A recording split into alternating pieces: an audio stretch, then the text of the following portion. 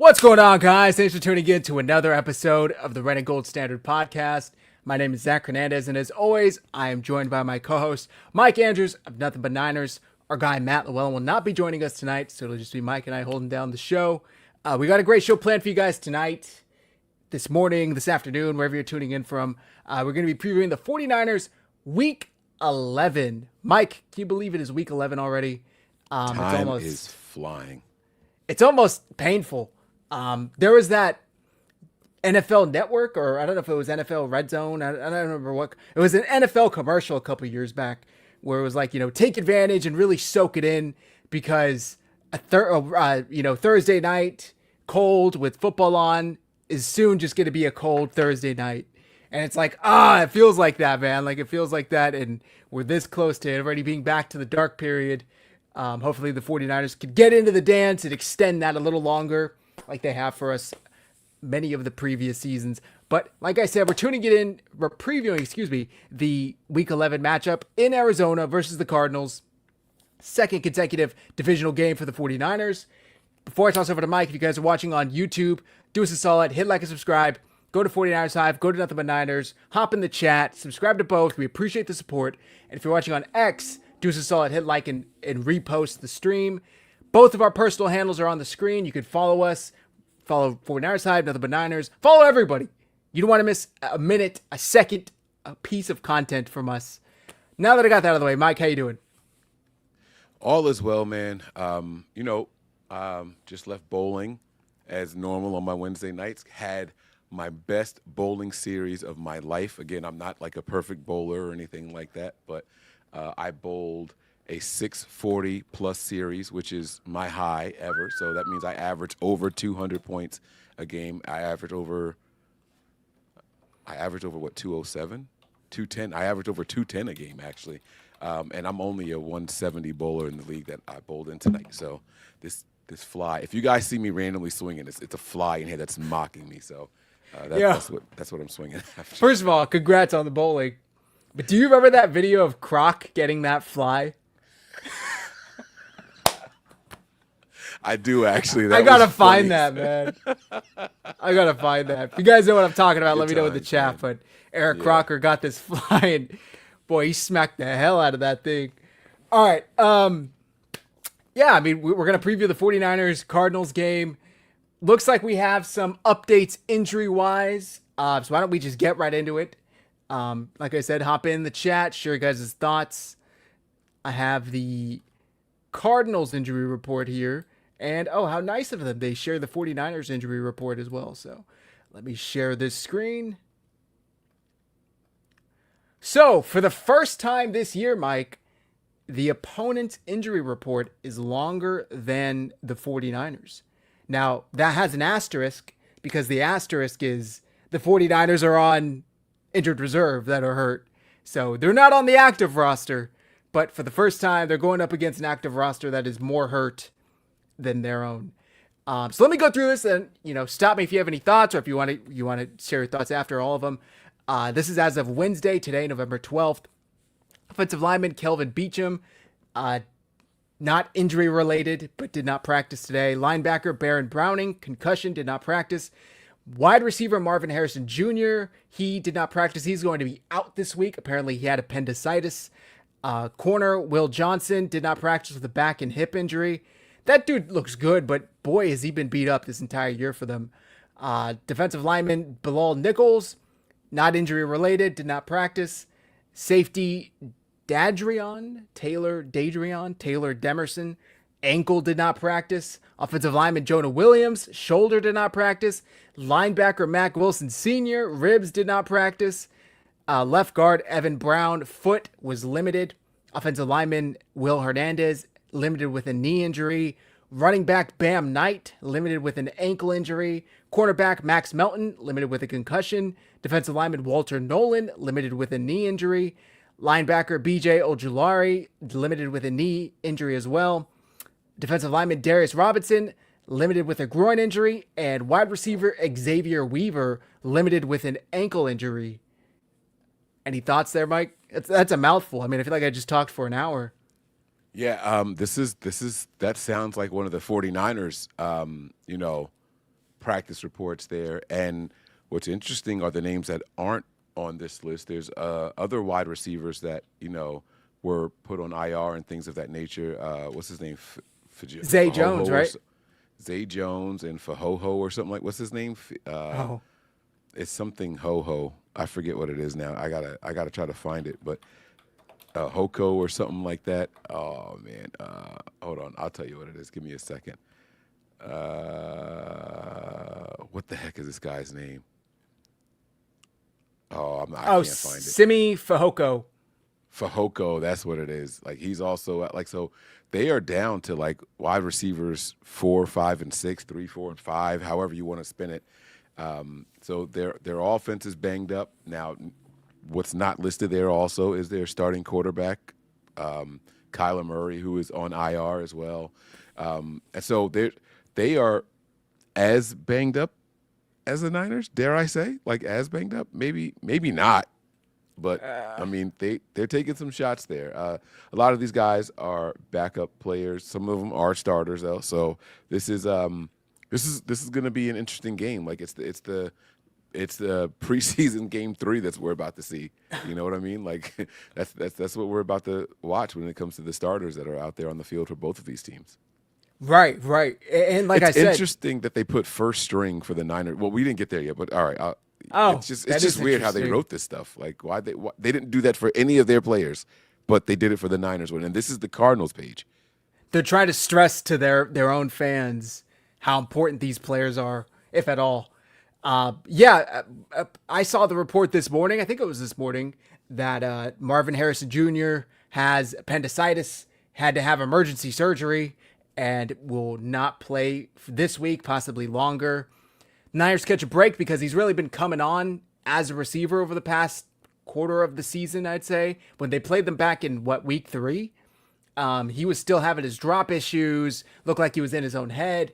And to his defense, he really took off when Jacoby came in. And you could say the same thing about Trey McBride. So the 49ers catch a break there. And then other starting receiver, Zay Jones, who has always been kind of like a thorn in the 49ers side since he's been with Arizona, tore his Achilles last week, unfortunately. So they will be without both of those weapons. By the way, I almost had my appendix taken out like 3 times. When I was a kid, I went to the hospital with like the worst side pain. And one time, my white blood cell count was like really low. And apparently that's like a telltale sign of appendicitis. And they gave me like the night, I think I was like 7th grade. And they were like, they told my mom, if his white blood cell count doesn't come up, we're going to take it out in the morning. But it came up. And I don't remember what it was, but the next time, or that time when I left, they were like, dude, if you come in one more time, we're just going to take it out. That way we can at least cross it off the list. Because it's actually like, what do they call it? Like a vestigial useless organ. Right. An ancestral. One of those organs that does nothing. So it was needed when we were like, living out of caves as humans. Right. And eating like rocks and tree bark. And, branches and consuming stones and stuff. And it was used to break all that down. But now that we know how to cook, right. Now that we can boil some of the tree bark and it's a lot softer and easier to digest, it's not necessarily as needed or required anymore. So, yeah. Exactly. So just like how we all used to have tails and we all have a tailbone. Kind of weird. It's so funny, like us trying to break down medical stuff when Matt's not here. Right. You're like, what do they call it? And I'm like, useless. Right. Yeah. That's the medical term, useless. Might as Matt well is be. somewhere shaking his head right now like, I can't believe these idiots are. I'll take it. Yeah, man. So, all right. Let's get to the Niners. Did you have anything else to say? No. I've got nothing else on their list here. Like I said, it's a long list of injuries. Their wide receivers are already down. They're going to be playing some guys off of their practice squad, most likely, or at least they'll be active. And it's going to be interesting as to how they try to attack the Niners. But let's go ahead and get to our injury report, and then we'll get into it more. Yeah. So first of all, McCaffrey and Trent, rest days. They did not practice as usual for Wednesdays. Alfred Collins, who missed last week, was limited with a hip injury. I find it interesting they call him third string. I guess maybe this is going off the depth chart, but I'm pretty sure he starts now. D. Winters, limited, and I'm pretty sure he has 2 knee injuries. Wide receiver Ricky Pearsall, limited with a knee injury. He did return to practice today. Brock Purdy, limited with the toe injury, and he reportedly took more of the share of the first string reps today in practice. And Mac Jones was full, but he did have the knee injury designation. Any of those stand out to you aside from maybe Ricky or Brock? No real standouts there. I think if I'm, a little by any of them, it's the Alfred Collins. If I'm not mistaken, he was the guy that was a game time decision going into Sunday, based off of what Kyle said on Monday, that he was a game time decision for the game against the Rams, and to see that he's still limited, that's a little concerning to me. But that's probably the only thing that really stands out on this list. Mm-hmm. Yeah, he apparently last week versus the Giants popped his shoulder back into place when it popped out of place, but then he suffered a hip injury that was really painful and was not able to go last week. I guess we'll see if he's able to go this week. His presence was severely missed. Off the top of my head, I want to say the Rams averaged 5 yards a carry, it seemed like. So we'll see if we can get him back this week against DeMarcado. I don't even know who the Cardinals starting running back is. Yeah, he'll be the starter. Yep. Go ahead. Well, no. What I was going to say was also, like, when you're looking at the Niners injuries, one other thing that stands out is that they said Brock Purdy is limited. I don't know what they mean by limited. If he got the majority of the first team reps, and Kyle made it a point to say he's going to have an aggressive couple of days of practice to see how he feels afterwards. I'm surprised that he's even listed as limited. I guess if he's not getting all the first team reps or the 90% that the starters normally get, I guess they have to list him as limited. But the way Kyle was making it sound, he was going to go out there and get the lion's share of the first team reps because they wanted to be aggressive for a couple of practices and then see how he feels to determine his status for Sunday. Right. Well, I think that, to be fair, the 49ers are the ones that were designating him as limited still. So that designation. So you're saying you're not sure why the Niners designated him. I got it. Maybe this is a case of they're just trying to cover their ass and they don't want to say he's a full go and then have something happen where the Ravens said Lamar was a full go and then backtracked it like post after the fact, retroactively say, actually, he didn't practice at all.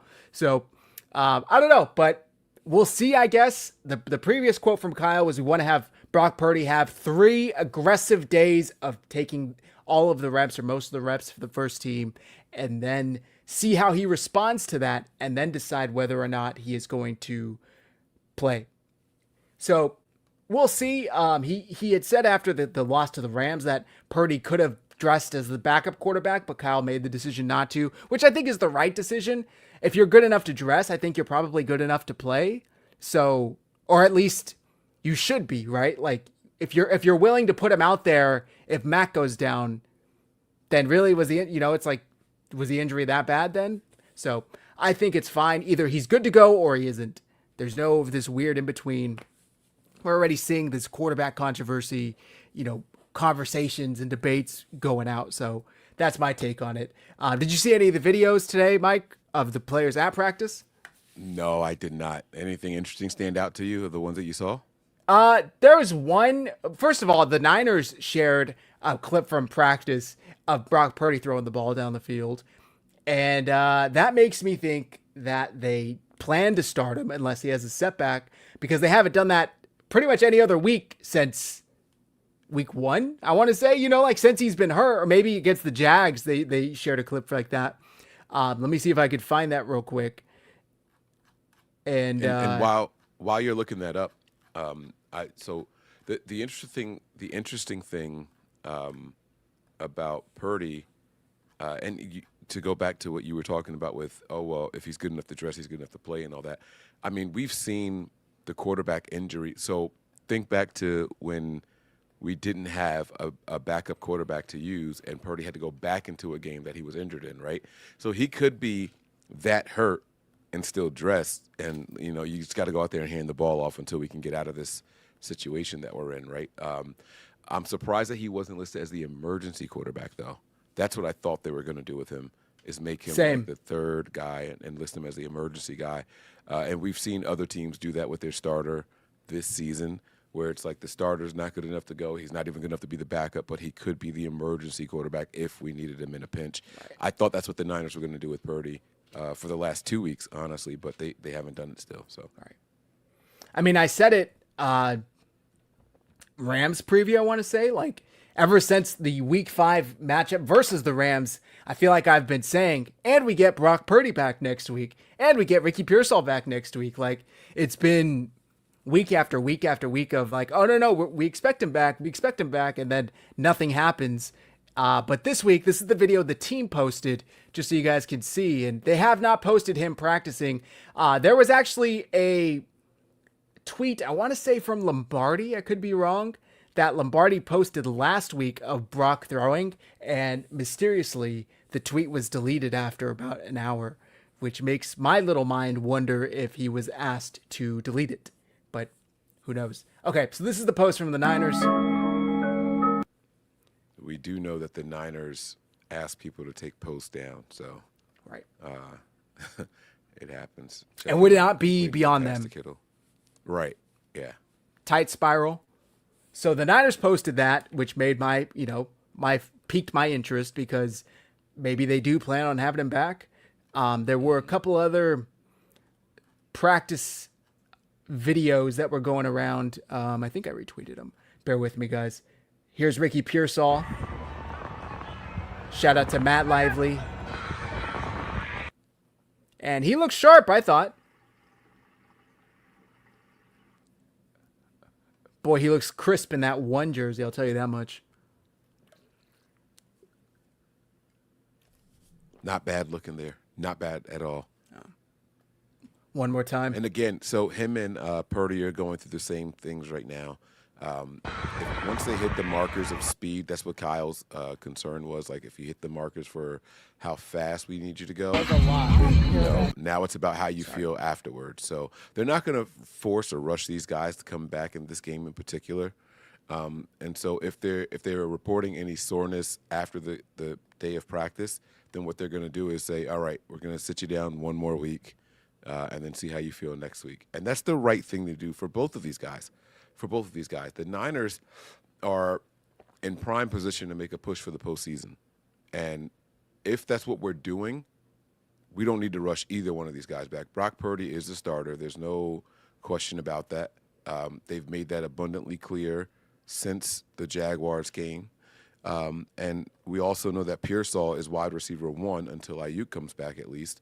And there's no need to rush him back either. If these guys are out there and they're practicing and then they feel sore, I have no problem with the team sitting them down, especially this week. I agree. And Nigel Crane, 49ers, this is Ricky's first limited practice.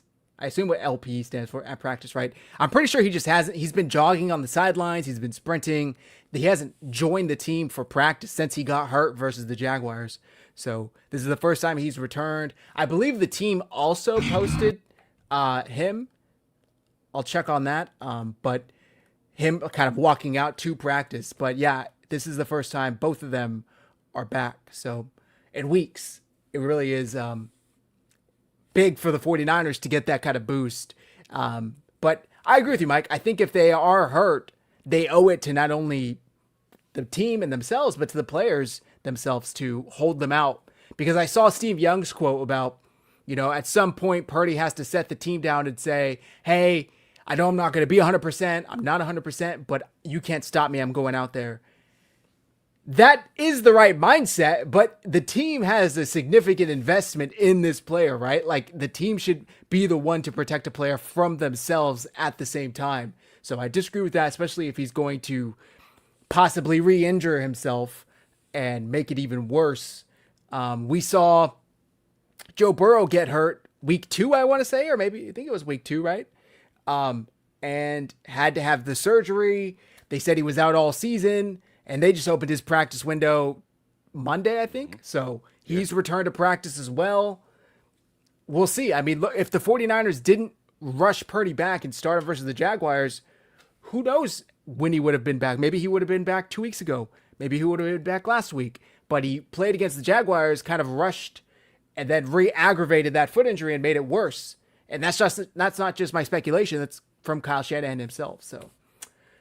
Yeah. The interesting thing about all of it with Purdy is this, right? I think the Niners have to be cautious with when they finally do let Purdy return, because of how cautious they're being. They're also removing. Oh, this is going to sound bad. I'm going to say it anyway. They're also removing the excuses of, oh, well, he wasn't 100%, right? Like we were saying that in the Jaguars game, like, oh, look at how off he was with some of these throws. And we chalked it up to, look, he re-injured himself. He obviously wasn't 100%.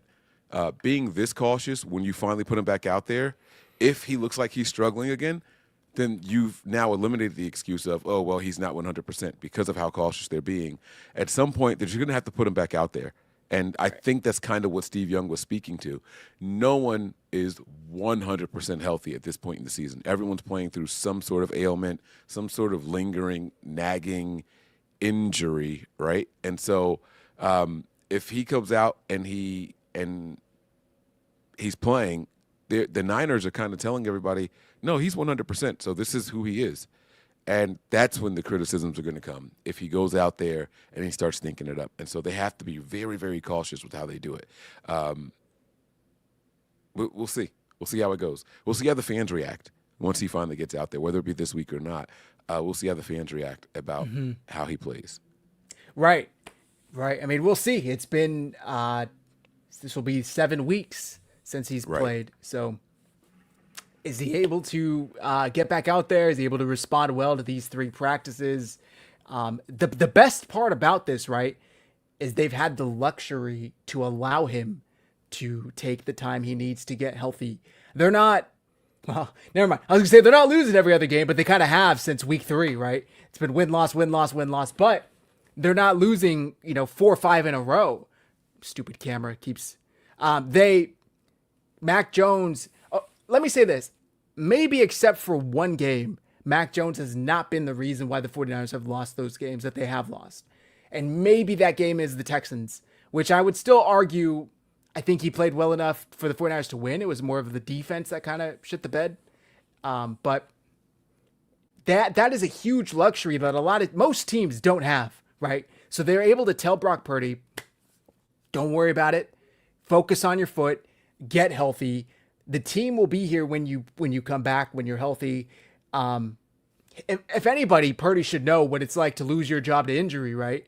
So he, I think, is being maybe a little cautious just because he wants to be able to return healthily. But I think that the way the 49ers have approached this is the correct way. Not only has Kyle Shanahan come out and say, no, this is Brock Purdy's team, Mac Jones is up there at the podium saying, I know my role. I am here to get as many wins for Brock until he can come back, which I hope is next week. It's very, very respectful. I don't know what the word is, but I do think that Mac Jones has handled this the correct way. And not only because of how he's played on the field, is he going to earn a starting gig somewhere very soon, if not next season, but also because he's handled himself off the field. Like he totally has rebuilt his image. Now the question is, wherever he does go, is they going to have a Kyle Shanahan there to call plays? Probably not, but that's for the next team to decide. They also, Sam Darnold has looked great too, and he didn't go with the Kyle Shanahan. To be fair, he went with a O'Connell and then with a Kubiak, which are pretty close to Shanahan, but you know what I mean. Okay, I have this video here, Mike, of just real quick. It's like a 4-second video of Pearsall walking out.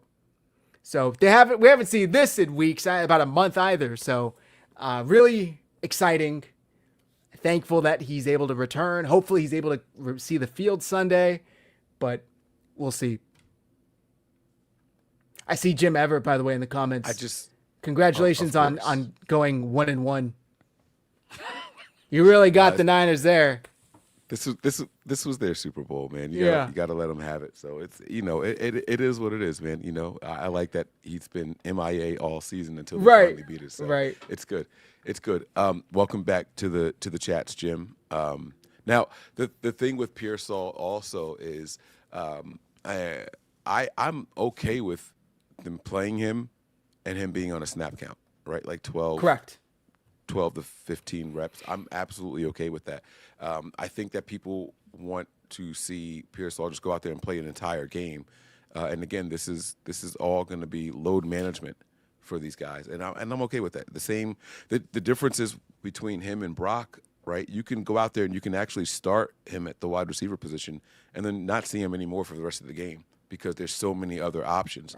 Right. If you put Brock out there for the opening drive and then he feels like he tweaked or hurt something and you sit him down, it's going to be a lot of finger pointing and shaking at the Niners saying, why'd you rush him back? Why'd you rush him back? And so, Right. they've put themselves in this really, really tough position where he has to come out and basically be 100%. And then you're stuck with just living with whatever those results are.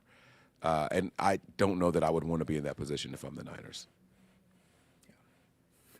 Wait, that's a fake Jim Everett? We got burner Jim Everett accounts? No Interesting. way. He's not that popular in the 49ers community. That's the real one.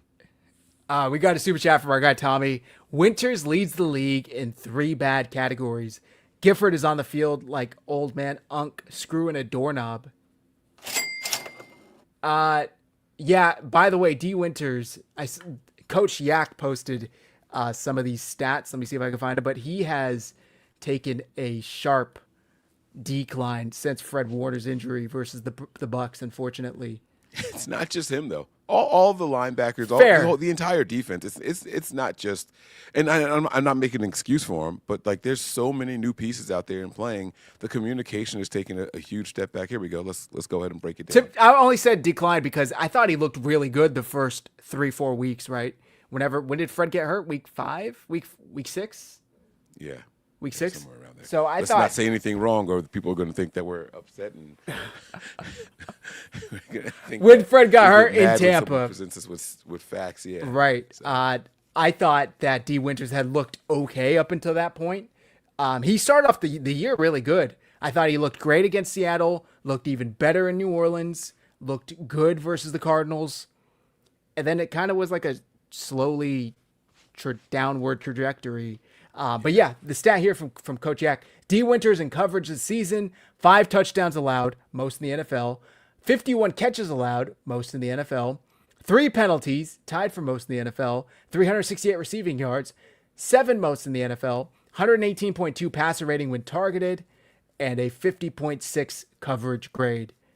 That is a massive womp, womp, womp. Jesus. Wow. So that leads me to my question, Mike.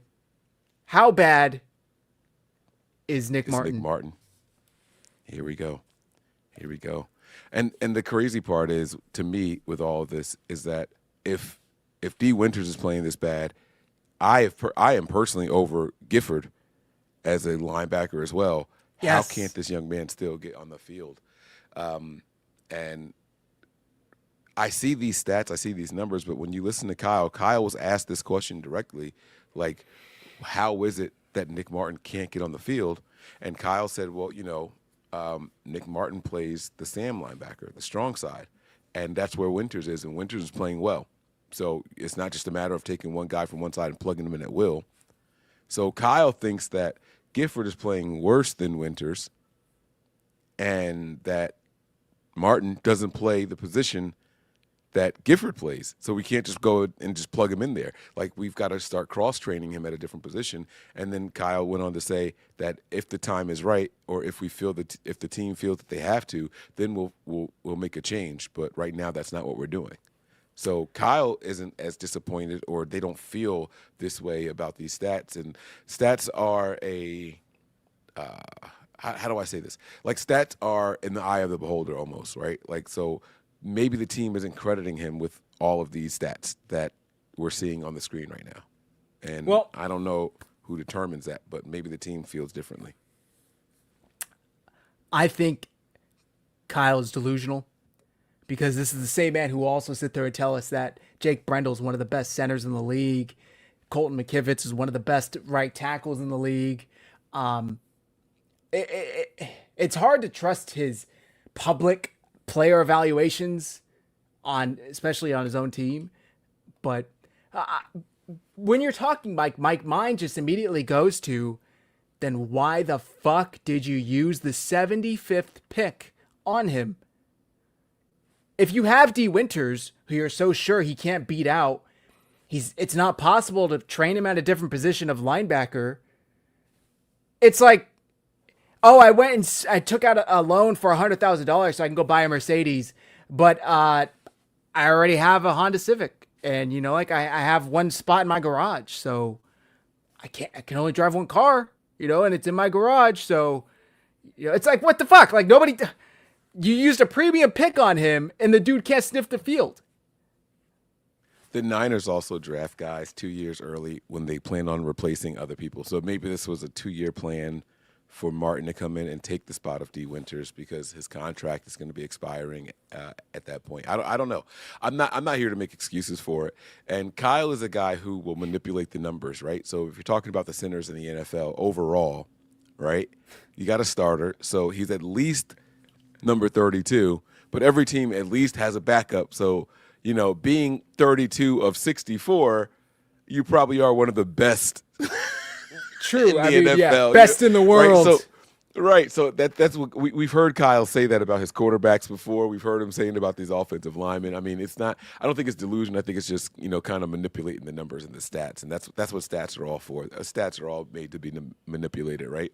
Every week you watch a Lakers game, and they'll tell you that LeBron is the best at something when this happens at this temperature, at this time of day, and right. If the The moon ESPN is full. stats. You know what I mean? Yeah. Right. So I mean, Kyle's probably doing that to pump up his guys and to try to speak some faith into them. You can't just go to the podium as a head coach and just start like shitting on all your guys. Yeah, this guy, I can't wait to get him out of the lineup and get someone else. Like, you can't just go in there and say that, right? So I think he's being a little diplomatic when he starts saying things like that. Nigel Crane, who's the linebackers coach, D. Winters, he's coaching Fred in his ear. Johnny Holland is the linebackers coach for the 49ers, and the man is great. He does not need to be replaced. The 49ers have been turning out linebackers for, it seems like, 2 decades at this point. So, and really good ones, by the way. All Right. of the Niners linebackers going back to 2017. Hell, I'll even say even 2010. But even with Reuben Foster, right? Like, they all have gone on to get their own teams. They've all gone on to become the Mike at a different location, every single one of them. And so I think that we have to like kind of pump the brakes when we're looking to start blaming the coach. They know how to turn these linebackers over. We just got to be a little bit patient with them. That's all. Yep. I saw someone in here talking about Aziz earlier. We know what Dre Greenlaw went on to do. Like I said, I mentioned Reuben Foster already. We've seen Winters play the wheel before. I mean, play the mic before. Like they've rotated these guys all over the place. So we gotta be a little patient. That's all. Right. I guess we'll see. We'll see how it plays out. My only concern / complaint is with all of the injuries and with as bad as this defense has been at times, like there still wasn't an opportunity to be like, hey, let me slip him in here. Like, hey, maybe he can get some reps. Because at the very least, he's faster than Gifford. Sure. You can't tell me he doesn't have the speed on Nick Martin, that is. You can't tell me he doesn't have that speed. We saw it in the preseason. Like, the dude was fast. He looked like a heat-seeking missile without, heat to find. But once he kind of reined it in by that 3rd preseason game, he looked good. I thought he looked good, and I was really expecting him to take that off. Yeah. Yeah. Sadly, I'm right there with you. The first game, I was like, oof, geez, the Niners, what did we do? And then he was like, hey, Mike, I heard you. Watch this.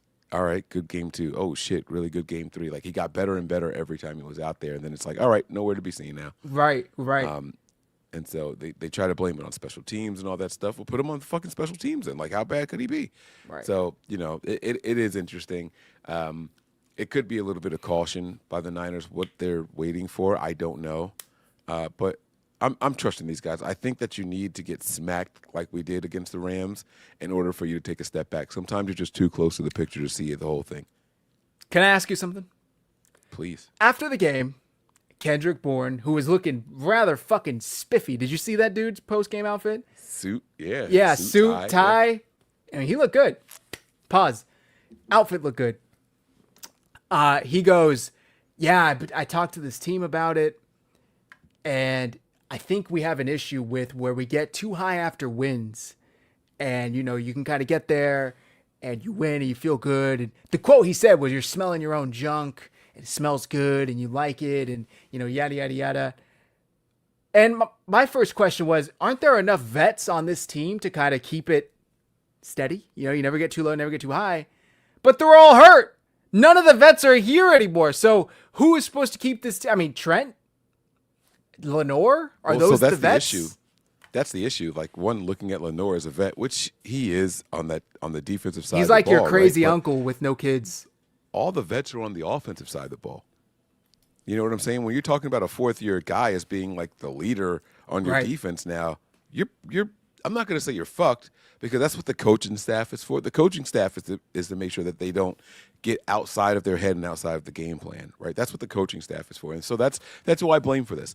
You know what? You go back and you watch this game, and you watch there was one play in particular going around on X where they showed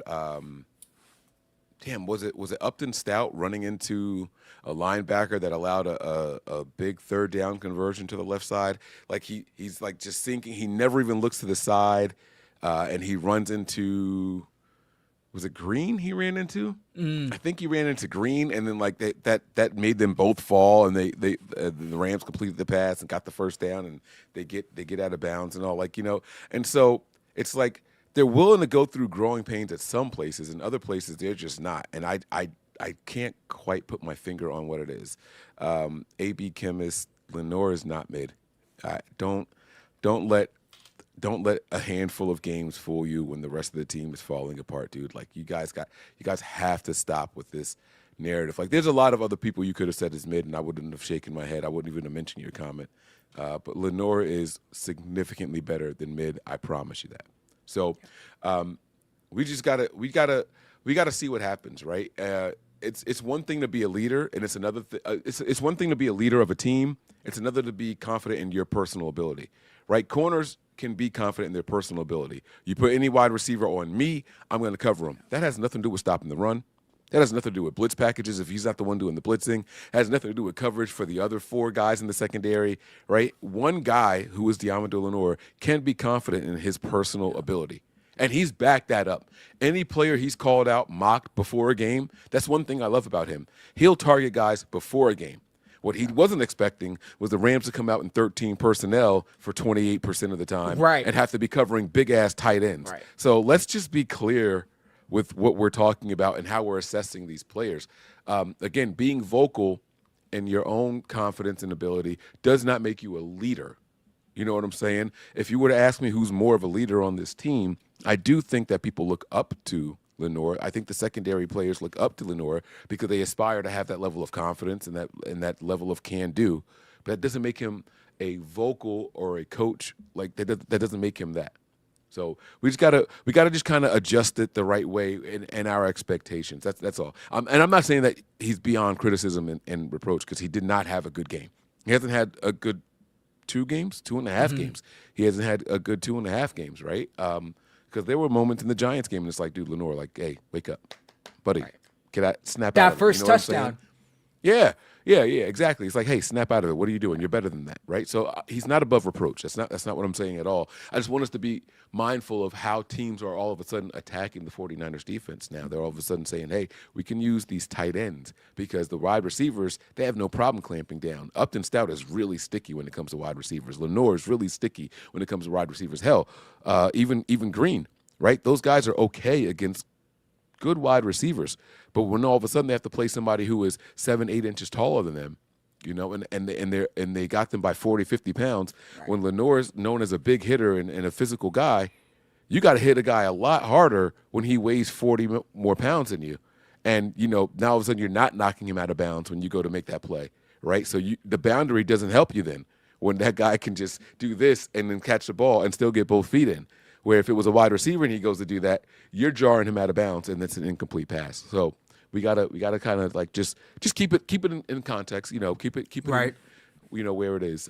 Now you got to go back and look at the remaining roster of the teams that we're playing. How many of those guys can do what the Rams did and run out 13 personnel? Right. And it's not a lot of them. The Rams were doing it with no-name players. They were like, hey, we're just going to take advantage of the mismatches. A rookie, a good tight end, and some other tight end. Yeah. So and that's what the Rams are doing. So kudos to the Rams. Again, sometimes you need a belt to ass display to really humble them. Also, and that goes back to your. Oh, go ahead. No. Please finish. Sorry. I was going to say that goes back to the point in the question that you asked about Kendrick Bourne, right, where he goes out and he makes that comment, and the people later on went on to ask Kyle Shanahan about that. Players on your team were making this comment that after wins we get a little high, and then after lows we really focus. This is going to be another week like that. This is going to be another week where we come out and we're going to look significantly better. And this is two things being true at the same time. What Kendrick Bourne said could be true, right? And after a loss, the Niners just play well. That can be true also, right? I am of the personal belief, good teams, not great teams, good teams don't have back-to-back bad games on either side of the ball. Your defense can be bad in one game, and the next week they come out and play decent. That's an improvement, right, from what they did the previous week. I think that when we played Houston, bad display of our defense and our defensive abilities, right? Then you go and you play the Giants. We look decent, we look good, right? Then you come back out and you play the Rams, bad display. We're not going to have another bad game because we're not a bad team. We're not a poorly coached team. So we're going to have another good display when we go out and we play these Cardinals, but both can be true. I don't think that we're going to have a good game now because we lost. I think that just good teams don't do bad back-to-back. Otherwise, you're a bad team. That's what a bad defense is, right? The Giants are notorious for not being able to stop the run. That's a bad run defense. Right. We're not that. And so we got to try to, keep it all in the context. That's all. Yeah. And I should have known that we were going to get that type of Rams team after the look of Sean McVay's face. I rewatched that game, and as it ended, I mean, remember how it ended. It wasn't the Niners kicked a walk-off field goal. It wasn't the defense failed to stop a touchdown. His offense failed to get 1 yard at home when they were 15 yards away from the end zone and could have kicked the field goal to tie it. Like, that's embarrassment. By the way, that was their fifth attempt at a 3rd or 4th and 1, and they got at least 3 yards every time they did it before. Yeah. He knew that was a gimme. He knew it was a gimme, and the Niners just happened to get the stop at that one point in time. Like, we were fortunate to go out there and get that win. And McVay looked like a caged lion ready to rip someone's head off. Yes. And so he was going to take it out of the Niners. He was absolutely going to take it out of the Niners. And I said that. So, I'm rarely going to ever be on this microphone and pick against my Niners. But I said it when I did the preview show with Wayne. Wayne was like, how do you think this game is going to go? I said, I'll tell you this. This is exactly what I said to him. I said, I'll tell you this. The team that wins this game is going to win by multiple scores. It's not going to be a close one. This isn't going to be one of those games where a field goal decides who wins or loses this game. I said it's not going to be close. He's like, oh, come on, make a pick. I was like, well, I'm not going to pick against my Niners, so go Niners, right? But I never felt that this game was going to be the Niners game. I knew that this game was going to be a loss, and it was going to be a big loss. What's crazy, too, is if those first 2 possessions don't go the way they did, or 3, two of the first 3, right? Juwan Jennings fumble, and then stuffed on 4th and 1. They lost by 16, and would have been 15 if an extra point wasn't blocked. Like, the offense, to its credit, kind of would have been able to keep up. They moved the ball at ease. Mac Jones, I said his stats after the game when we did the recap show on Sunday. He played really well against what I think was the number 1 ranked defense at the time. So it's not like the offense shit the bed and just really was outclassed. Like, no, the offense looked pretty good. It was the defense, unfortunately, that simply only got 3 stops the entire game. Mac Jones versus the Rams, 30 for 39, 318 yards, 3 touchdowns, 1 interception that was on 4th down, no sacks, 88.8 quarterback rating. Like, the offense came to play, aside from 2 drives, in my opinion. So it very easily could have been, 45, 40, or 41, 42, like if they get touchdowns on those first 2 drives. And you guys are going to say, cope. I'm just saying I'm not imagining 2 entire drives, like literally 2 drives that did get into scoring position go differently. The 49ers are in this game. So I had a question for you though, Mike. Oh, did you want to respond to that? Go ahead. No, go ahead. You're good, shoot. Am I crazy for thinking at this point it might be beneficial to either mix in or completely replace Stout with Chase Lucas in the slot? Excuse me, bitch? Maybe move Stout to safety where he could be a little more free. I don't know. Maybe take the safety part out of this equation, but I think Chase Lucas needs more reps. I think Chase Lucas needs to be on the field, no matter where you're putting him. Chase Lucas needs more reps, guys. This guy plays with the same passion and vigor that Diamador Lenore plays with. Yes. And when you talk about confidence and someone's personal abilities and all that stuff, and again, I hate to go all the way back to preseason, but when they called this kid's number, I mean, whether it was an interception, whether it was a sack, whether it was a hit on the quarterback and all that, just disrupting a play, he did it every single time. And I understand that preseason is a little bit more vanilla as far as game planning and all of that stuff. But when a guy can answer the bell every time you ask him to ring it, you got to give him an opportunity. How else do you earn those opportunities? I mean, what else does he need to show in order for you to give him more reps and more opportunities? I don't get their reluctance in putting him out there. And I don't know if it's because of how the Niners targeted him when he was with the Lions, and we kind of took advantage of him. They feel like other teams are going to do that maybe. But then it's up to you as the defensive coaching staff to make sure that doesn't happen then. You know what I mean? You have to put him in those positions, and they're just not doing it. And this is what through the first 5 weeks of the season, I was saying that Robert Saleh was the most important acquisition for the 49ers.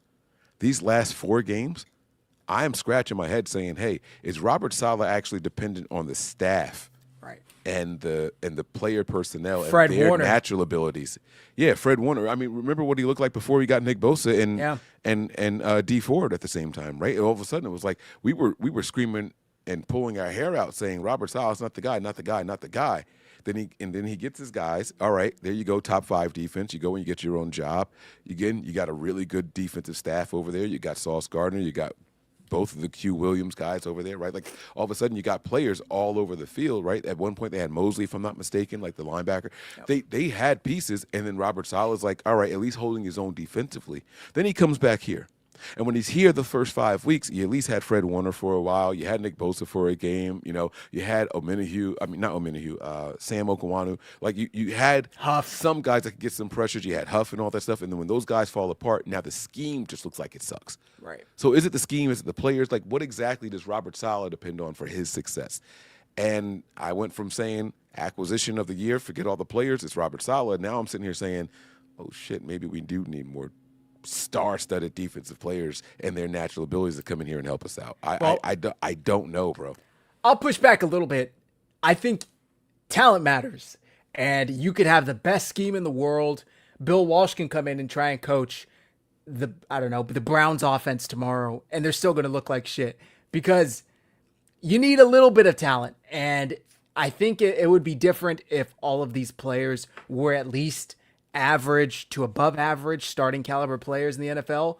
But just because of the amount of injuries where you're, next man to the next man to the next man in some positions, I got to give him a little bit of slack. But I get what you're saying, Mike. And by the way, I think that acquisition of the year title has to go to Eddie Pinheiro. If not Mac Jones. I mean, one of the two. Maybe they share it. I don't know. And see, that's something else that pissed me off about this team. Just watching them abandon kicks. Do you know that Eddie Pinheiro didn't attempt a field goal in this game? Did you realize that? No, but I guess they were down 21-0 before they looked up, so field goals weren't really going to cut it. No, and you're absolutely right, but it was kind of tough. Like they even abandoned extra points. They went for 2-point conversions twice in that game, and that's why the score looked the way it did. The Niners ended up scoring 4 touchdowns, but only had 26 points to show for it because they had the 2 failed 2-point conversions. You get what I'm saying? So it was just odd to see them like just completely abandon like just points in general. And I do like the Pinheiro as the acquisition of the year. I do like that. So let me sign him to a 10-year deal right now. Don't let that man out the extend building. him. I don't care how old he is. Like when he's ready to retire, let him retire as a Niner, and then you go and get someone else. Like I'm with you. So with Robert Saleh, I heard you talking about the talent matters and all that stuff, but when you ask him himself about it, his take was very similar to Eric Crocker's when we had him when all of us were together before with Nothing But Niners, and Eric Crocker was saying that, yes, talent is important. He said, but, and this is what Robert Saleh said also, what separates a starter from a bench guy, it's minuscule, and most of these people just need an opportunity. Robert Saleh said that just last week before this game. He said, we believe that all these guys are capable of being starters, which is cool because that comes with experience and all that. So I understand that he didn't mean in that moment right then and there. But if your defensive coordinator is preaching that everybody and the talent level is almost equal, we shouldn't see that kind of drop off from one game to the next. That was a significant drop off. And while you sat there and said, "Oh well, they scored 42," let's be honest, the 2 or 3 stops that we got on defense is because they decided to just stop. They missed the throw. Yeah. So Stafford missed open receiver or something like that, yeah. Those 2 drives in particular in the first half where we got stops was the first time that they didn't throw the ball on first or second down. It was run. All right, here we are on 3rd and 8. Let's see if we can get the 8-yard conversion. And we just happened to get that stop. You know what I'm saying? And so Matt Stafford kind of got a little cold. Once he got back in a rhythm, they just continued to score and they didn't punt for the rest of the game. You know what I'm saying? So it's like we gotta stop with it was only 42 points. It should have been 50 plus. Yeah. It should have been. Yeah. So the defensive scheme just got worked out there, and it looked like we had a bunch of backups and inexperienced players on the field. And Robert Saleh's got to get those guys back in position to make plays. He's got to get them. They have to coach these guys to do their jobs. They really do. Yeah. Don't tell me that the talent is it's not night and day difference between the talent levels, and then we go out there and get blown out. Okay. I would just argue, what's he supposed to say? Yeah, these guys are ass. They're nothing like Fred. They're nothing like Nick. I'm fucked. That's true. No, I get it. I'm gonna do my best, but you got it. Like I get what you're saying, Mike, but he can only say so much. I want to respond to Aaron. Excuse me. How did the playoff seeding work? If we beat the Seahawks and Cardinals again, do we automatically make the playoffs no matter what? My apologies for ignorance. No worries at all, brother. So top 4 seeds are the winners of each division. You got of each conference, right? So let's stick to the NFC since the Niners are in that. NFC West is what the 49ers are in. NFC North, NFC South, NFC East. One team from each of these divisions wins and We'll gets get seeds 1 through 4. 1 through 4. Now there are 3 wild card seeds, which the rest of the NFC has to contend to get. And that's strictly based off of record. Correct. And while beating these teams won't automatically get the 49ers a wild card or a playoff seed, it will definitely help. The tiebreaker for a head-to-head matchup only really comes into play if you have the same exact record as that other team. So, for example, we play the Panthers and the Bears in a couple of weeks. We have similar records to both of those teams right now as it stands. If come week 17, we finish with the same record as both of them, but we beat both of them, we are we above have the tiebreaker. Yes, exactly. Right. So now to his question about because he's I noticed what he's doing here. He's asking about division opponents, right? Mm-hmm. So we can sweep the Seahawks and we can sweep the Cardinals, but if the Seahawks have 1 win more than the Niners, so the first thing is your amount of wins. If both teams have the same amount of wins, the next column that they judge by is actually losses. So if the Seahawks have a tie, so let's say that the Niners finish 11-6, but the Seahawks finish 11-5-1. The Seahawks actually have the tiebreaker because of them having less losses than the Niners. Okay? So if they're 11-5-1 and we're 11-6, that tie helps them and they actually get the nod. Then it would, if it was even 11-6 and 11-6, then it would come down to the division record, and that's where you would hope the Niners had the lead there. Yeah. So just, and again, not a bad question, and very well worded. Hopefully we answer that for you clearly here. Exactly. Yeah. So let us know if you have any other questions. Always here. I like this question from Damon Rooks here, the very last one there. He says, do we really want this defense in the playoff? The truth of the matter is no, we don't. Right? So I think the Niners are going to be in the playoffs based off of the remaining schedule, based off of us getting more and more strength on the offensive side of the ball. I think the Niners are going to win at least 5 of their last 7 games. I sincerely believe that. And I think that record alone is going to be enough to get us into the postseason. Do I think that we can make a deep run in the postseason? Absolutely not. Not with the way this defense is looking now. The way this defense has looked in 3 of the last 5 games, absolutely not. And when you get to the postseason, you're going to be playing against veteran quarterbacks, right? So you think about this team and some of our last couple of wins, right? You got Jackson Dart, that was a win. What was the win before that one? Who did we play right before Houston? Penix, right? So look at that. Inexperienced guys. Look at the losses, though. C.J. Stroud picked us apart. Stafford. Right? Matt Stafford picked us Baker. apart. Baker, all veterans. Those guys are going to be the ones that are going to go out there and beat us in the postseason because they aren't going to let the disguises and all that stuff get them. When you get to the playoffs, you're playing guys like Jared Goff, Jalen Hurts. It's going to be Sam Bradford, not Sam Darnold, who, while we want to say, I was going to say, Mike, you're selling me on this. Sorry, we get Hurts and. Yeah, but I'm just saying, if you look at the Goff. guys that are going to be representing the NFC, right? There's not going to be any rookie quarterbacks in there that you're going to be like, oh, we have a chance of beating them.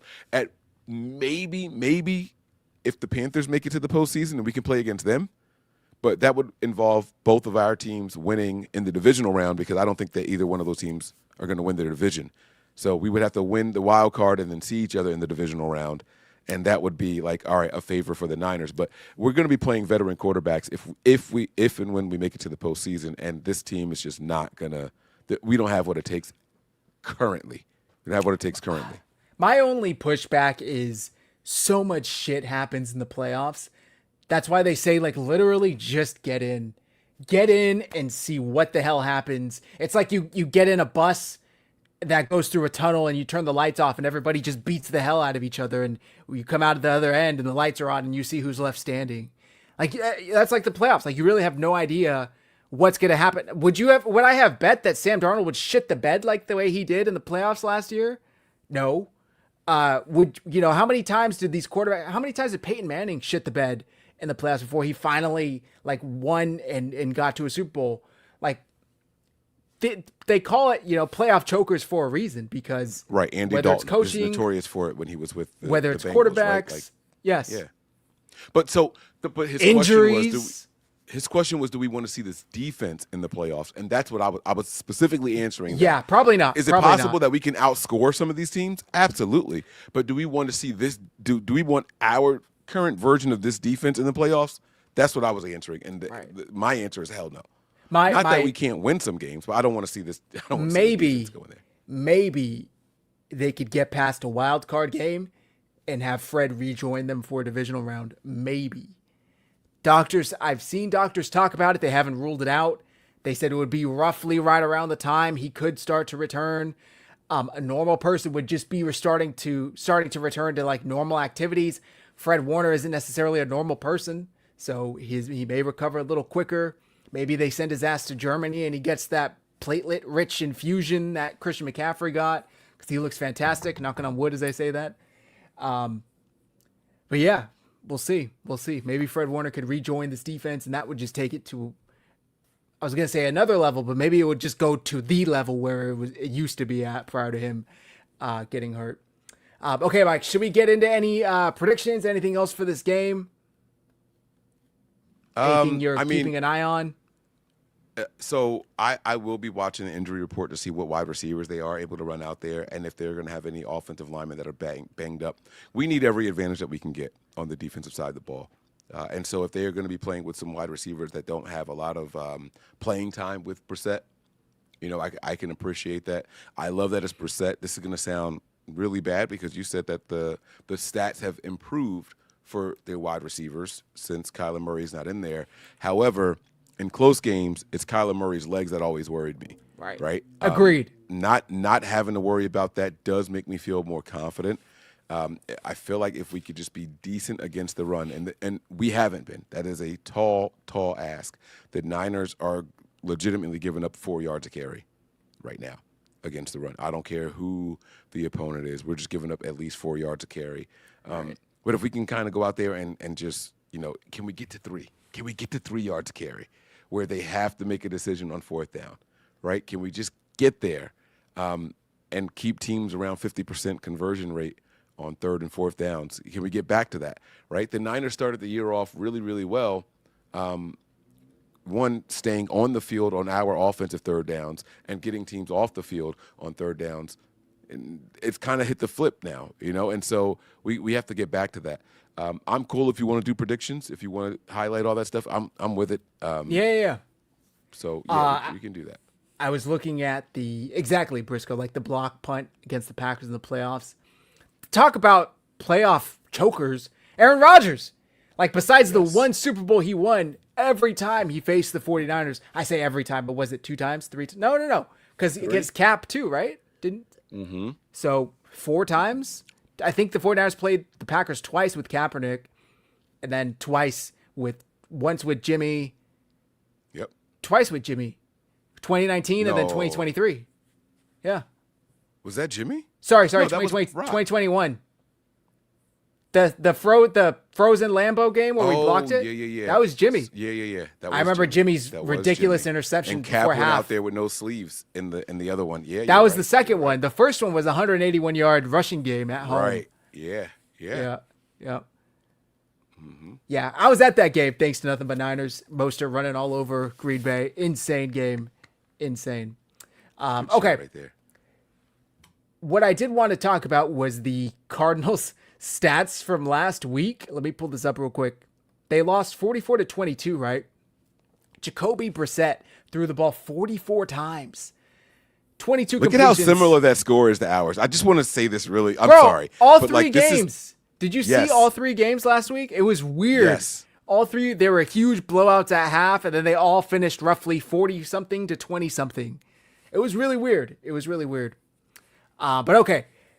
Jacoby, 22 for 44, 258 yards, 5.9 per average, which is horrible. 2 touchdowns, sacked 5 times, quarterback rating of 29, passer rating of 83.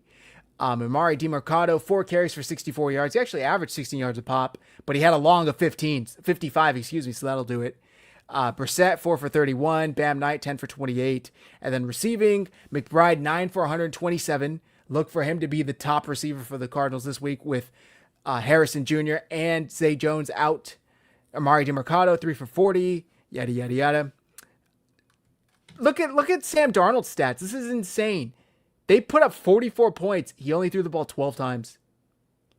And that's because the Seahawks, I think, had 2 defensive touchdowns. It's that Jimmy Garoppolo game right there, man. And right. Against the Packers. It's right. That Jimmy Garoppolo game against the Packers, right? I think he threw it, 8 times or some shit like that? So it was, we've seen it happen before. Just be efficient, go out there and do your thing. But here's the thing. And here's what's going to be a little bit different. While it looks like they struggled against the run, it looks like the Cardinals struggled to run the ball. And I hate being this guy, but if you eliminate that 55-yard run, this guy was getting 2 yards a carry. If you take out that 55-yard run. And if you look at their next running back, his numbers were very similar. Can you pop the numbers back up there really quick? Yeah. If you look at their running backs' numbers outside of DiMercado, it was Bam Knight, right? And, he had a long of 11, right? You take away that 11, you make it 9 for, what would that be, 17? Mm-hmm. You're not writing home about that either, right? That's just under 2 yards a carry. And so you sit there and say, oh, see, we got a shot. I want to caution everybody out there. The Seahawks are the only team with a top 5 offense and top 5 defense in the entire NFL right now. All 32 teams, there's no team that well balanced offensively and defensively.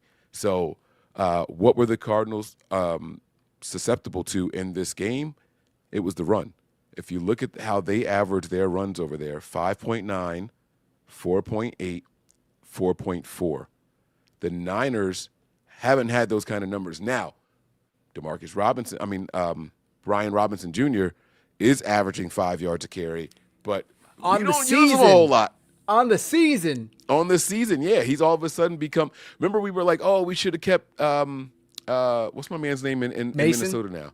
We should have kept Mason. The Niners' backup running back always seems to average 5 yards a carry on this season, not just in some random-ass game, right? It's just what they do. The thing is that we have to maintain the run and convert third downs. And if we can keep them off the field and if we can buckle down against the run and you make Jacoby Brissett have to pass the ball, you got a chance at winning this game. This guy threw 44 times, guys.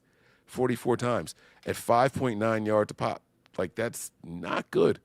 It would be good if he completed 44 passes, but he only completed 22 of them. He completed 50% of his passes. Can the Niners replicate that? I don't think our defense is as good as what the Seahawks defense is. So expect it to be a little bit different. They're going to have a little bit more success on the ground. They're not going to throw 44 times because they aren't going to be down and trailing like they were here. You guys see it right there. In the first quarter, it was 21-0. Now, the Niners were also down 21-0, but It took them at least to the second quarter to get to their Right, 21. right. It might have been like the first play of the second quarter technically, but it was still 21-0. You know what I'm saying? But it took to the second quarter. I don't think.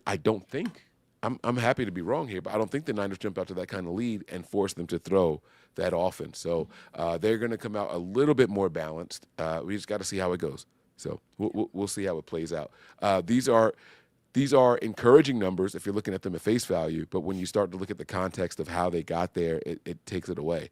They didn't have a lot of rushing attempts because of just how much they were trailing the whole game. Yeah. Yep. And With it's easy to stop the pass when everyone knows you're passing. It eliminates play action and all that stuff. Like it's just a very, very different game. If this game is one-dimensional. Right. If this game is close throughout, then we have to really play sound defense, and I just don't know if the Niners possess that to do it for a solid 60 minutes. The thing is to do it on more drives than you don't. That's what it comes down to then. Well, with that said, let's get into our predictions. Mike, offensive player of the game, who do you got? All right. Since I don't know who the quarterback is going to be, I won't say him. I would love to say whoever the quarterback is going to be my offensive player of the game. Fair. But I can't do that right now. Excuse me. I think this is going to be Kendrick Bourne's return to the spotlight. I think Kendrick Bourne will have 8 receptions, 122 yards, and a touchdown in this game. I think the Niners will bring Ricky Pearsall out for a little bit. I think they will use Jawan Jennings as a decoy also. Because of Pearsall being back out there. And I think what happens is they end up using Bourne as a third receiver, not CMC. I think they use Bourne as a third receiver, and he goes and gets his number. So 8 receptions, 122 yards, and a touchdown. Damn. Okay. For me, I also don't know who's going to start at quarterback. I think George Kittle is going to go off this week. He had a George Kittle game last week versus the Rams. I mean, really, really impressive performance from Kittle. Best one of the year.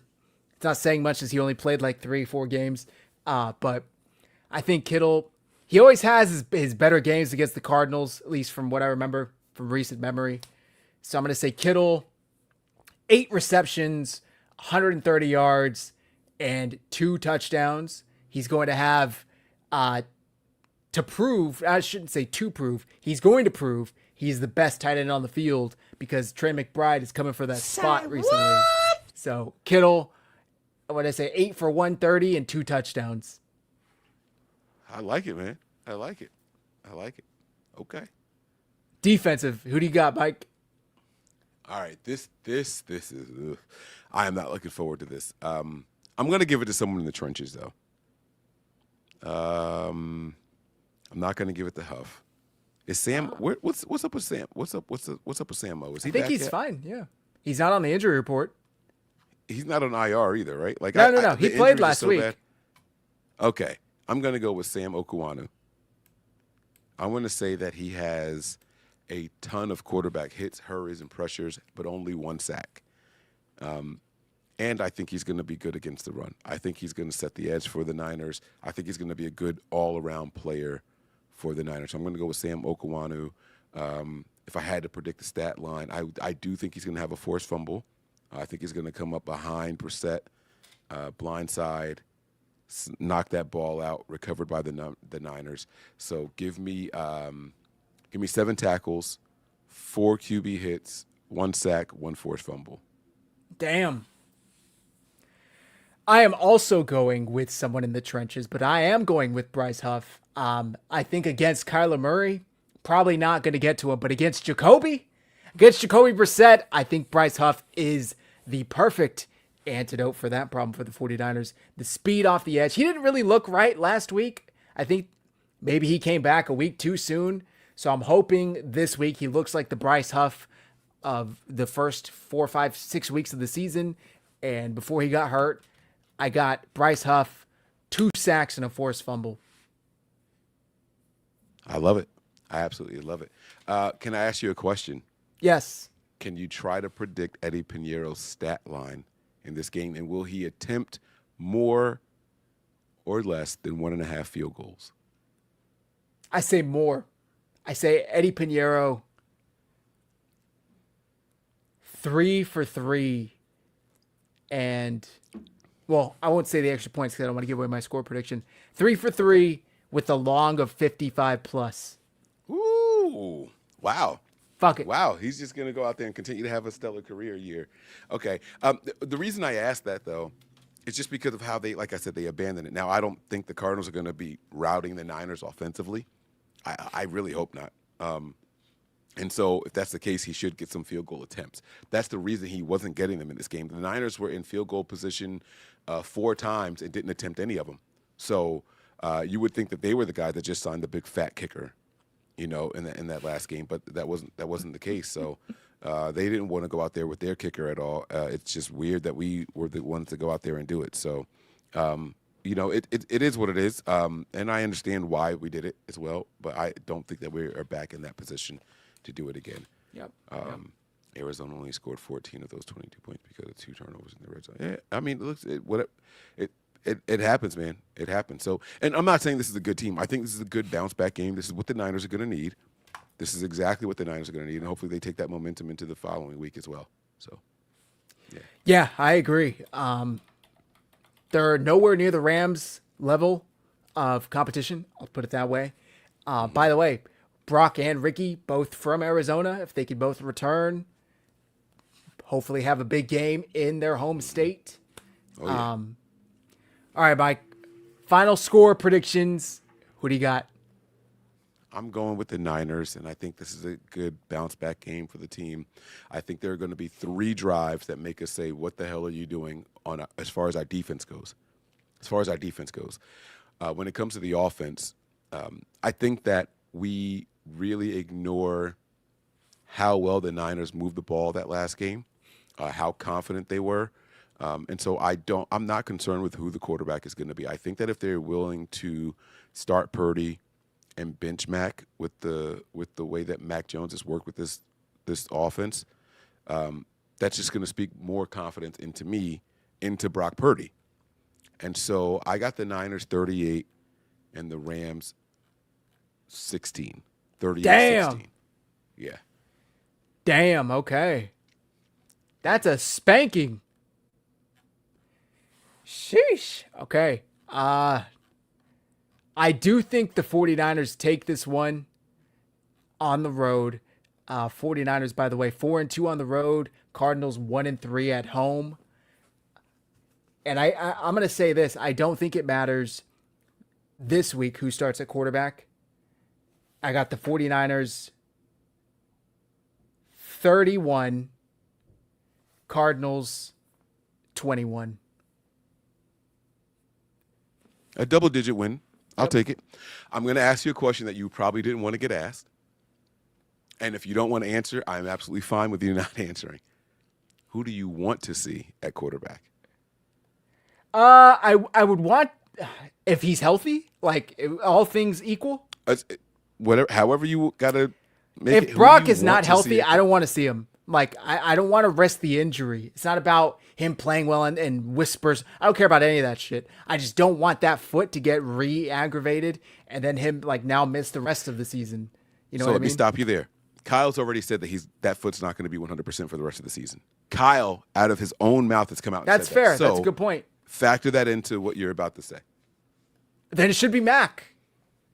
I mean, it should be Mac. Mac's playing very well right now. Do you mean Mac for the rest of the season, though? If you know in the back of your mind that Brock is never going to be 100% for the remainder of this season, does that mean you don't want to see him for the remainder of the season? It's a matter of risk reward. If the risk is able to go down, the probability that he re-injures it, like the longer he goes without playing, which I imagine is how that injury type would work, right? Mm-hmm. Yeah. Then maybe he can come back in a couple more, maybe after the bye. But if that risk is always going to be there, regardless of how long he sits out, I think that's a serious question to ask. Is it worth him going back out there, risking a further severity of an injury, of a turf toe injury? That's a serious injury to have. Like, people retire from it. Players have retired from it. Players never recover from it.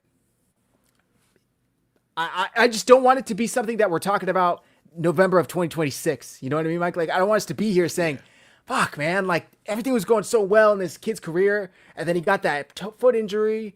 And then he, tried playing through it and then he made it worse. So I don't know. It's a tough question, honestly. What are your thoughts on it? It is. So I was hoping that you would sway me one way or the other. You didn't really help me. In my world, this is what I would do.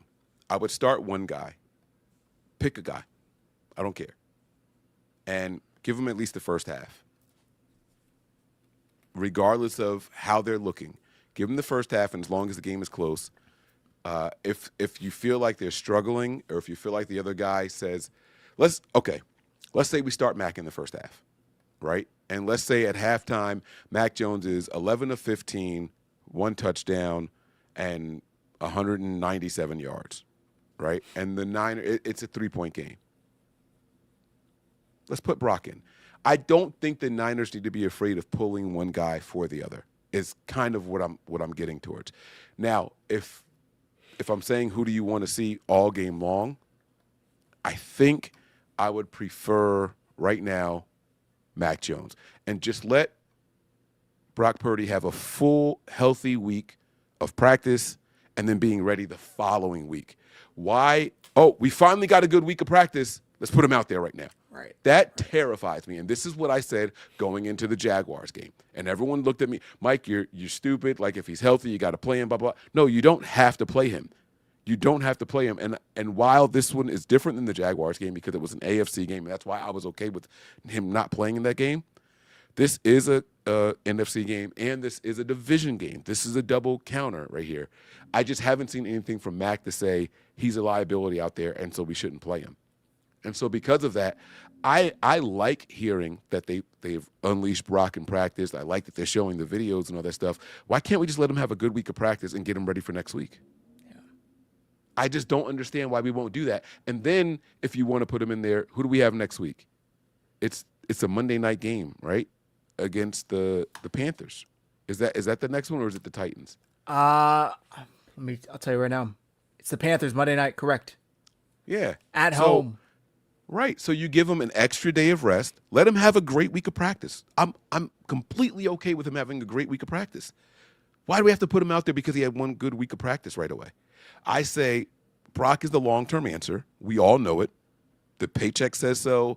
The play says so, right? So let's let him have a good week, get extra time to rest, build that confidence in him. Hey, you're the guy. You're back. You're going to be ready for Monday night when the whole world is watching. We're going to show everybody why you are the guy on Monday Night Football. That's how I would do it. But if they go with Brock, and let's say I'm a little sore. Let's say it's the same exact situation. Niners up by 3. He's 11 of 15 and 190 yards and a touchdown. I'm okay with them pulling him in that situation also and saying, all right, rest up for the rest of the second half. We got you on Monday, and this is your team going forward for the rest of the year. I'm okay with that also. All right. It's a very delicate line the 49ers have to maneuver here. So we shall see how it goes, and they better be damn sure whatever they do. That's all I'll say. Mm-hmm. Whoever you're starting, if it is Brock, you better have a protection plan in place.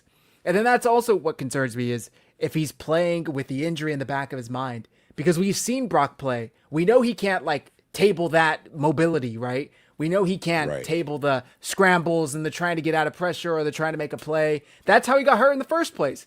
Trying to make a play, scrambling, and then he got stepped on versus Seattle. So it's a shitty situation to be in. I just hope they're careful with him. He just gave him I see Strawberry X comment there. He says, besides, getting benched for Mac Jones will tank his value. Whatever you think the value is of Brock Purdy will not be affected if he starts and then they pull him and put Mac Jones back in. If you are a team that thinks that Brock Purdy is a good quarterback, you're going to think that regardless of what happens with Mac Jones. If you are a team that thinks Brock Purdy is an overrated player and he's successful because of the Shanahan scheme and the players around him, you aren't going to affect that value. Whatever value you have in Brock Purdy is going to stay exactly the same. There's nothing to say that his value is lower because of Mac Jones. Nothing. If you think that after this game coming up, if he's pulled at halftime or whatever, you thought that before because you've seen Mac Jones be successful in the system already. So if the value is already lowered, it's because you think, oh, we see what Mac Jones is doing, so Brock is overrated. That determination's already been made by every GM in the NFL. All right. Also, you have 3.5 seasons, I want to say, of Brock Purdy playing really good football. You know, like there's more than that, and it's very clear that the injury is affecting him. So if it was just due to his performance, of course, but the injury is here. It's like the big elephant in the room that the 49ers are having to deal with. And that's why I put those numbers the way I did. 11 to 15, 190 yards and a touchdown is a really good first half. You're on your way to having an almost 400-yard game, multiple touchdowns, no picks, right? And if you pull him after that, no one's going to say, oh, it's because you pulled him because he sucks. Those are really good numbers to have at halftime. Those are really good numbers to have, you know? You're on your way to a 30-pass game and completing 22 of those passes. What is that, 70% or something like that? Like, that you would kill for that. That's what you want to see your quarterback out there doing. So it's not going to hurt his value if those were to be the numbers. I know I made that whole hypothetical up, but I'm just saying that it doesn't hurt him there. All right. By the way, just throwing this out there, we are halfway through the season. Well, I guess we're over halfway, right? We're 10 games into the season, 7 games left. Just about, and it's not quite 50%, but Mac Jones is on pace for like a 4,000-yard season. Christian McCaffrey's on pace, for I just had it up right here, 1,200 yards. I think it's 2,000 all-purpose. Oh, sorry. Right. No, you're good. 1,240 rushing yards and just about 1,380 receiving yards. Let's just say 2,500. Lowball it. Yeah, 2,500 total yards, and Mac Jones on pace for 4,200 passing yards. Like, it's a pretty crazy situation the way the 49ers have, with fucking gum and scotch tape and Elmer's glue, held this offense together through hell and high water and injuries and all of this shit. They've been able to go out there and be a productive offense. It really is impressive, and it's why Kyle Shanahan should be at the top of the list for Coach of the Year candidates. Absolutely. All right, Mike, I think that's going to do it for tonight. I smell dinner waiting for me, so please let the folks know where to find you. I'm sure they already know where to get the best premium 49ers content, especially on game day. Well, I want to emphasize right now, I know we're not there yet, but next week, right now, there is a big dispute between ESPN and Disney. Oh, that's right. And all that stuff, and people don't know where to watch Monday Night Football games. So, guys, go ahead and get there now. Patreon.com/NB9ERS. Any tier higher than the $1 tier, and you can watch the game with me. I promise you it's a full game HD experience. Now, if you're one of those people that are watching the stats online and all that stuff, it is a stream. It is a play or two behind. But it is live. It is uninterrupted. You get my commentary. The chat is going, and we like to fight with each other and argue about individual plays and all that stuff. It's a lot of fun, but it's just the chat, and you get the full screen experience and my little tiny picture up there also. Make sure you guys get there. Patreon.com/NB9ERS is where you want to be. And for those of you who are viewing right now, Filthy Casual fan, I see you in here, right? Make sure you guys come on over to 49ers Hive and subscribe as well. All right, 49ers Hive on YouTube. Subscribe to their channel as well. Great content here too. Appreciate you. Patreon.com/NB9ERS. Sorry, I mindlessly was putting up comments instead of having the link there. Nothing But Niners on Instagram as well. Go check them out, guys. Best 49ers content out here. Appreciate you guys for tuning in tonight. Our personal handles are below on the screen. Follow us on X. Follow 49ers High. Follow Nothing But Niners. Follow RGS Pod. We will be back Sunday with a recap. Hopefully we're here celebrating a win. If all goes as planned, Mike and I are the smartest people in the 49ers content land, so we are predicting a win. Guaranteeing. No, I'm just kidding. What's up? I'm guaranteeing a win. I do have a question for you, though. I just saw someone mentioning dink and dunk passes by Mac Jones. Why isn't Mac Jones going downfield, in your opinion? That's a good question. Because we saw even last week, he had Demarcus Robinson open for the touchdown, and he didn't And he threw it pull the to trigger. Jennings instead, yeah. Right. I don't know, because we saw it early on, like that fourth down play against the Cardinals. He threw that deep shot to Ricky Pearsall. He has a great deep ball, honestly. Right. I don't know if it's like a pressure thing, like where he can't sit back in the pocket and allow the routes to develop because he's getting pressure so quickly by the opposing defensive line. I don't know if it's Kyle in his ear saying, I don't care. I need you to put the ball here, take 3 steps. Because that's what he said. Wow, it hasn't been like this since I've been at Alabama, where the coach tells me, take 3 steps, look to my right, throw the ball. Somebody will be there, and somebody's there. I don't know. Do you have a theory? It is interesting. I was going to say control also. You summed it up very well. I was going to say control. I think that quarterbacks instinctively want to go downfield, including Brock Purdy. Including Mac Jones. I think they love throwing the deep ball. They have more fun throwing that shot. It's just something that fires up everybody if you can complete one of those passes. But there's certain times in the game where you can sit and you can see Kyle really reeling those guys in and saying, this is the throw that I want you to make. And so he just does it. That throw that we were talking about to Jennings instead of Robinson, they were lined up like this. I mean, if you're the quarterback and you're looking at him, if you see Jennings, you have to see Robinson and his hand up behind him also. But it was like he was told to go to a certain spot. And so we talk about the ignorance of the quarterbacks and what we like about them when they first get here. And the more they learn about the system, the more that Kyle starts to reel them in, and it's a trickle-down effect. So, yeah. True. I feel like I was going to... it would be interesting, by the way, if Max starts Sunday. This would be the first time, if Ricky goes, that he has Ricky Pearsall, George Kittle, and Christian McCaffrey all at his disposal. Now, he doesn't have Brandon Ayuk, but it's as close to that 23 offense that we saw Brock take to a whole nother level. Would be worth noting. I don't know. With that said... And that's why I have confidence in whoever the quarterback is. Right. With that said, Mike, do me a favor, do us a solid, and carry us out of this show, please. Yeah, the Niners are coming off of a really, really ugly loss. But, we've been win-loss. Hopefully we can continue that trend and come back and bounce back with a win here. And not just a win, a convincing win over a division opponent here. We would love to go into Arizona, where Purdy and Pearsall are from, and show off both of those guys that the Niners have drafted and turned into local heroes. All right. We're going to hope to see some improvements on the defense. And so we're gonna stay abreast of everything. And if there's any breaking news, make sure you guys are locked in. We'll bring you guys a show if we have to. But until then, on behalf of myself, the absence of Matt, and on behalf of Zach, stay faithful. And as always, go Niners.